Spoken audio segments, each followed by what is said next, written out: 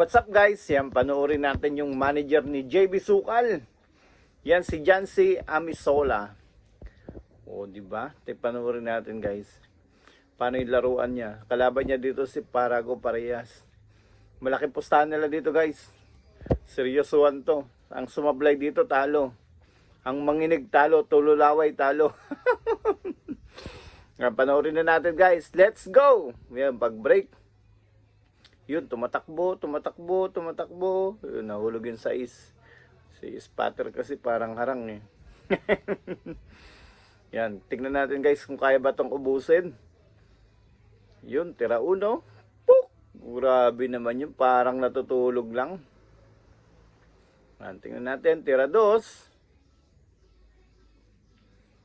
Boom! Ay, grabe, magaling talaga. Ano pang inaantay nyo dyan, guys? Pag ganito ka ang tira ng tirador nyo, itayaan nyo na yung lola at lolo nyo nang dumami. O kaya guys, yung pati pambili ng shampoo, itayaan nyo na. Pag natalo, bukas na kayo maligo.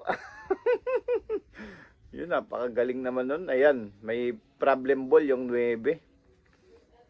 Yan, tingnan natin kung ano bang diskarte niya dito. Ay, ikot-ikot yung lamesa.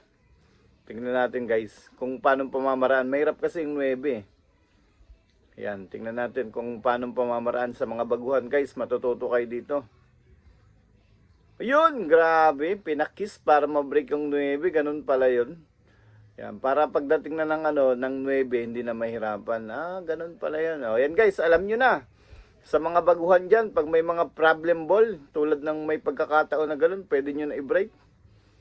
Huwag niyong i-break yung mga jowa nyo.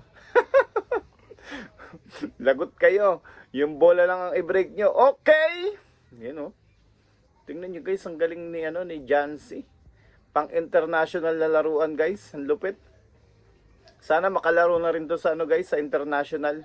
Pagtulungan natin guys na sumikat si Jancy din para may makilala siya ng mga iba't ibang sponsor.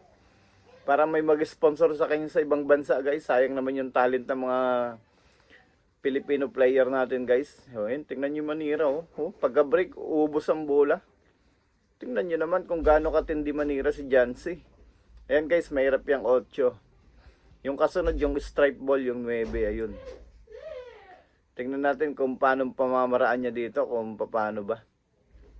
Ayan, tingnan natin guys Alam ko kukontrahin to tira pekto sa kanan. Boom! Kita nyo yun guys, ang lupit. Grabe, parang natutulog lang. Pinektusan guys ng kanan, tapos pinitik, tira ilalim para umakyat yung pamato doon. Yan. Sa mga baguhan dyan guys, pwede nyo pag-aralan yung ganong tira. Yung tinatawag na across the bridge. Di ko alam kung anong tawag tira. Guys, basta kinontra niya, pinitik para bumalik yung bumalik yung pamato sa taas. Tignan nyo naman guys, ang lupit. Halos di makatira yung kalaban. Pagka-break, ubos.